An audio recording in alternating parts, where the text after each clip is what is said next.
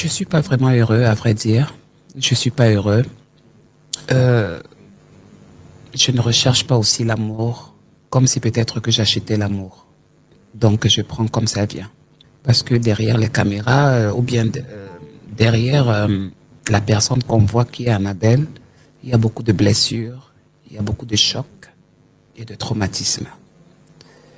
Et tout cela, je l'ai vécu toute ma vie parce que on a détruit ma vie en fait. Les gens qui ont détruit ma vie, ce sont des personnes qui viennent de ma famille particulièrement. Et un oncle, un père est là pour élever un enfant et non pas pour le détruire. Et c'est ça que moi j'ai vécu. Donc, ça n'a pas été facile pour moi. Euh, Après ça, ma vie a changé, beaucoup de trucs ont changé. Je me suis retrouvé seul, sans le soutien de personne. Je n'avais que moi. Et en fait, qu'est-ce que je peux te dire? J'ai été violé en fait par mon père, ouais, le frère de mon papa, direct dans la maison. Et ça n'a pas duré un jour, ça n'a pas duré 2 jours, ça n'a pas duré 3 jours. Ça a duré autant d'années que ça pouvait durer. Parce que quand j'étais un peu plus enfant, j'étais un peu, disons, un peu têtu. Et pour ma mère, elle disait que bon, il faut que je parte chez mon oncle pour que mon oncle essaie un peu de rester avec moi, essayer de causer avec moi. Mais elle ne savait pas qu'elle m'envoyait à l'enfer, ma propre mère. Et j'étais seul avec mon oncle, puis des choses qui se sont passées, ce ne sont pas des choses qui sont normales pour un enfant de cet âge. Quel âge? 7 ans et demi. Wow. Et cela a duré presque, puisque j'ai été sa femme, pendant près de 3 ans. À 7 ans, hein? Ouais. Il n'avait pas de compagne? Non. Et on ne vivait qu'à deux. Dans une petite ville au Cameroun qu'on appelle Edea. Et le pire dans ça, même quand ma mère venait me rendre visite, c'était pas. Je ne pouvais pas parler à ma mère parce que j'étais déjà sur son influence. Et donc, c'est comme s'il me dominait. J'étais vraiment enfant. Beaucoup enfant. Et c'est ça qui a aussi poussé la mort de ma mère aussi. Comment ça? Parce que à un certain moment donné, j'étais tombé malade. Voilà, parce que quand je grandissais, et puis 10 ans, 11 ans, j'avais complètement changé. Je me détestais moi-même à cet âge-là, alors qu'à cet âge-là, c'est pas normal. Non. Et j'étais obligé de me livrer à ma mère pour expliquer ma mère la situation, en fait. Mais Elle n'a pas supporté. il était trop tard, en fait. Il était vraiment trop tard, et puis c'est comme ça que je sais pas comment ça s'est passé. Et puis on a appris un jour que non, que la maison s'est brûlée, et puis ma mère est morte brûlée à l'intérieur. Comment ça? Ouais, au Toute seule? Cameroun. Ouais, toute seule, on ne sait pas comment ça s'est passé. Voilà. Donc, Et toi, tu étais où? j'étais à Edea. Avec l'oncle, toujours? Edea. Avec l'oncle. À Edea. Mais ton père? Ton père même. Mon père est gabonais. Donc lui, il était au Gabon, c'est ça? Et moi, j'étais au Cameroun. Donc, c'est une situation un peu beaucoup très compliquée. Et je vis seulement avec les morceaux parce que j'ai perdu mon père, j'ai perdu ma mère. Est-ce que papa, avant de mourir finalement, est-ce qu'il t'a appris ce qui s'est passé, ce que tu as vécu? Déjà, papa était du style un peu homophobe, mais j'étais son enfant. Et puis, on n'abordait pas ce genre de sujet parce que même mon père, je ne l'ai pas trop connu parce que j'ai grandi entre le Cameroun et le Gabon. Et puis, avec mon père, on n'avait pas vraiment des relations. Et après, je suis allé vivre avec lui, après la mort de maman. Et puis, papa aussi est mort aussi un mois après. On ne sait pas où c'est. En fait, je ne sais pas comment je peux expliquer vraiment ça, mais il y a beaucoup d'événements qui se sont passés. Enchaîné, oui. À 11 ans, là. Ouais, beaucoup de trucs se sont passés et puis je me suis retrouvé seul. Tu sais qu'en Afrique, on n'a pas vraiment beaucoup de soutien. Si ton père et ta mère ne sont plus là, tu devrais prendre des responsabilités pour toi-même. Et il a fallu que je fasse quelque chose à travers les réseaux sociaux et donner l'amour que moi je n'ai pas eu, moi je veux le transmettre aux autres. C'est pourquoi j'ai préféré aller sur les réseaux sociaux pour essayer de...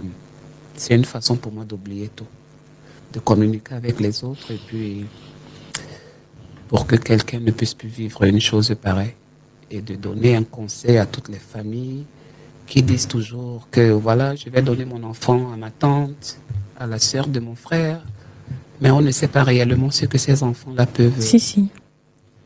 Et pour moi, c'est ça mon combat sur les réseaux sociaux. Est-ce que selon toi, il y a un moyen de créer un certain lien avec les enfants? Enfin, ce que je veux dire, c'est qu'est-ce qui t'a manqué, par exemple, pour que dès que ça s'est passé la première fois, que tu ne puisses pas appeler ta mère ou aller vers elle et lui dire que voilà, on abuse de moi à la maison? J'étais enfant. Et puis j'étais sur l'influence. Nous avons des oncles qui sont un peu plus influents. Oui. Voilà, donc on peut dire un peu, il est trop tonton, il est trop méchant, il est trop dur. Et c'était un peu le genre d'oncle. Et on n'était pas dans la même ville. Ma mère était à Douala et mon oncle était à Edea, à 2 heures de là. Comme on peut dire. Voilà, Cotonou et puis Lomé. Oui. Donc c'était très dur. Et puis maman ne venait pas me voir constamment. Voilà. Et dans cette absence-là, c'est lorsque beaucoup de choses se sont passées sans pour autant qu'elle se rende compte en fait. Tu as dit que finalement, avant que ton incident ne se produise, que tu lui as raconté ce qui se passait, non? Qui c'est à maman? Maman, oui. Non. Maman n'a pas su Elle n'a pas su. Jusqu'à partir. Okay. La maman n'avait jamais su quelque chose jusqu'au dernier jour de sa mort. Comment ça se passe? Après que j'ai vécu ce que j'ai vécu avec mon oncle, je suis revenu retrouver ma mère, ma maman. Je ne l'ai rien dit. J'étais déjà grand, j'avais déjà 10 ans, 11 ans. Quand je reviens de DA, et puis je reste avec ma mère, je commence à me rendre compte que je faisais déjà des petits jeux, j'aimais déjà les petits garçons. Je voyais ça comme une sorcellerie, mais pour moi, je me suis dit que c'est pas la sorcellerie, c'est tout simplement quelqu'un qui voulait détruire quelque chose. Ou une étoile qui... Parce que quand on me regarde, la vie que j'ai aujourd'hui, c'est pas normalement la vie que je devrais avoir. Je devais être normal comme tous les autres, normalement. C'est le pourquoi j'avais dit que moi, je peux faire rester comme ça. Je m'habille en femme, mais je ne suis pas trans. Alors, quelques années plus tard, on a préparé mon billet. Ma tante au Gabon, la sœur de ma grand-mère, du côté camerounais. Elle vit au Gabon depuis plus de 50 ans. Alors c'est elle qui avait dit donc, elle a dit à ma mère que il est temps que cet enfant-là puisse aller reconnaître sa mère, son père au Gabon. Parce que mon père, on ne se voyait pas, on ne se connaissait pas.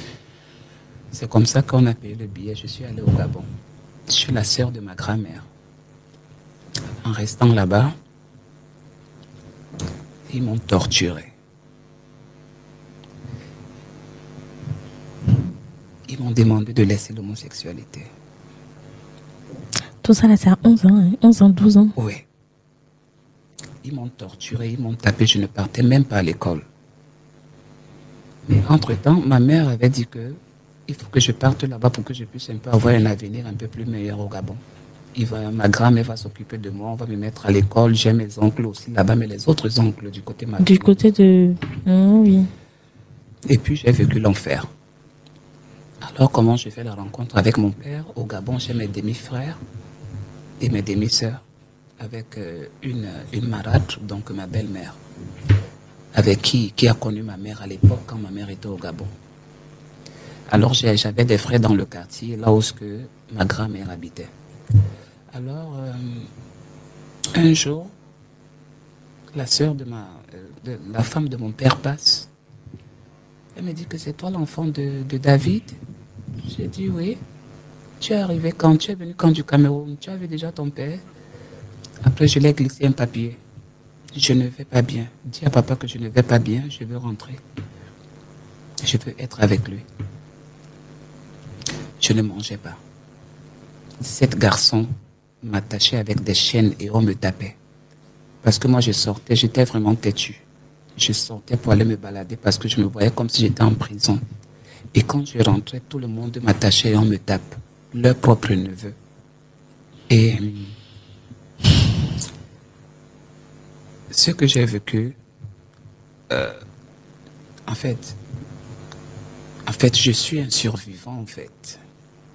Sinon, je serais déjà mort depuis, je te jure. Je n'ai pas vocation